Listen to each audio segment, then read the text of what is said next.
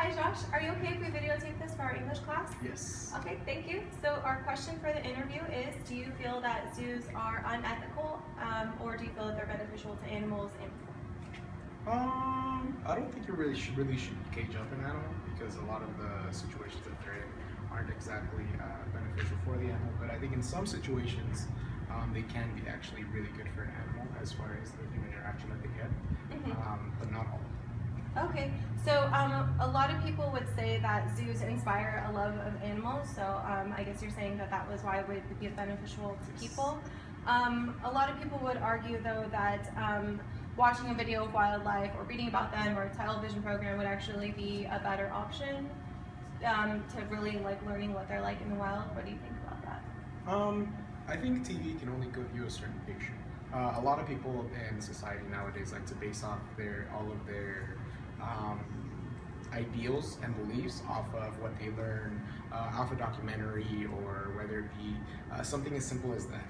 Just something that's one-sided. Exactly. Something that's not exactly viewing it from every perspective you can get. And so because of that, I think society's become skewed and unable to truly understand both perspectives from people who actually work at zoos, who love the work that they do, and the people that are out and actually seeing the animals in their natural habitats.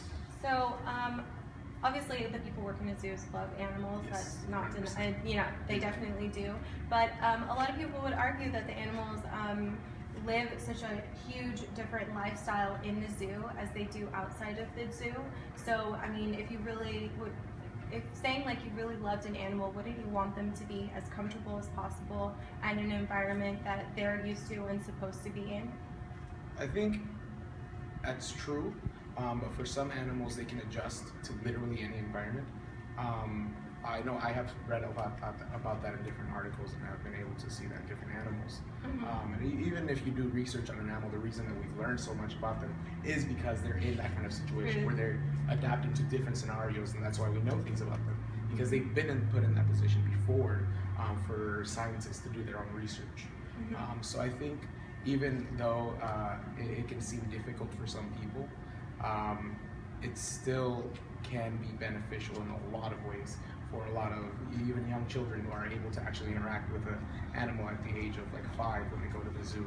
I think that'd be incredible, because if it weren't for that, they'd have to go out to a rainforest where they could catch not something. everyone has access to that. Exactly. We would never interact with any of these animals.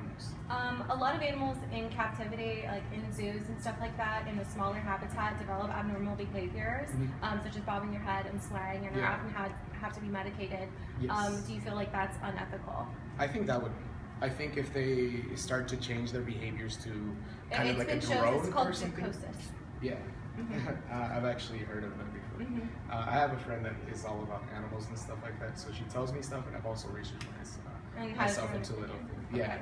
I think that can turn into a bad thing, and it can really sway things to make you want to push the animals back into their own kind of natural habitat that they've grown up in and have been in it. But there are other animals who are literally born in that kind of environment. And so if you took them out of the zoo and put them into the habitat, they would just die, and they wouldn't make it. Reintroduction is almost never successful. Exactly. Yeah. Okay. Well, thank you very much, Josh. I appreciate it. Thank you for your time. I appreciate it.